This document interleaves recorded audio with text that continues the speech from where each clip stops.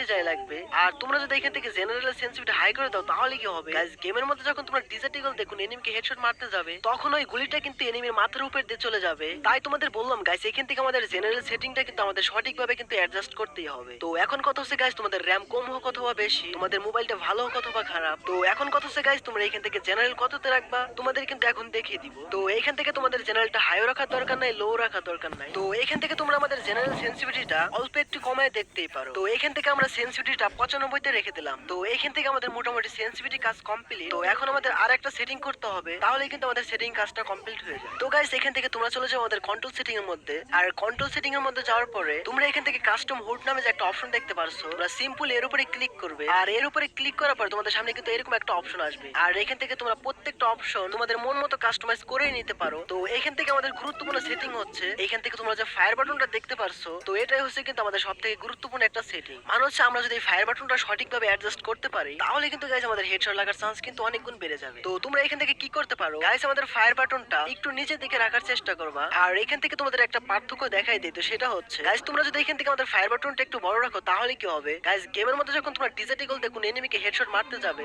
তখন কিন্তু তোমাদের ট্র্যাক করতে অসুবিধা হবে বা বলতে পারো হেডশট মারতে অসুবিধা হবে। আর গুলিটা কিন্তু এনিমির বডিতে যাই লাগবে। তো এজন্য বলবো গাইস তোমরা এখান থেকে আমাদের ফায়ার বাটনের সাইজটা একটু ছোট রাখার চেষ্টা করবে। তো এখান থেকে আমরা ফায়ার বাটনের সাইজটা 40 রেখে দিলাম। তো গাইস আমাদের মোটামুটি সেটিং এর কাজ কমপ্লিট। আর আমাদের দ্বিতীয় টিপস হচ্ছে গাইস তোমাদের একটু আগে যে সেটিং গুলো করতে বললাম, তো এই সেটিং গুলো করার পরে এখন কিন্তু আমাদের কিছু ট্রিক খাটাইতে হবে। তো সেটা কি তোমাদেরকে এখনই বলে দিচ্ছি। তো তার আগে তোমাদের একটা ব্যাপার বলি, তো সেটা হচ্ছে আর গেমের মধ্যে আমরা যে ভুলটা করে থাকি তো সেটা হচ্ছে গাইস আমরা এনিমি গুলি করি আর সেই ক্ষেত্রে কিন্তু আমাদের হেডশটটা লাগে না।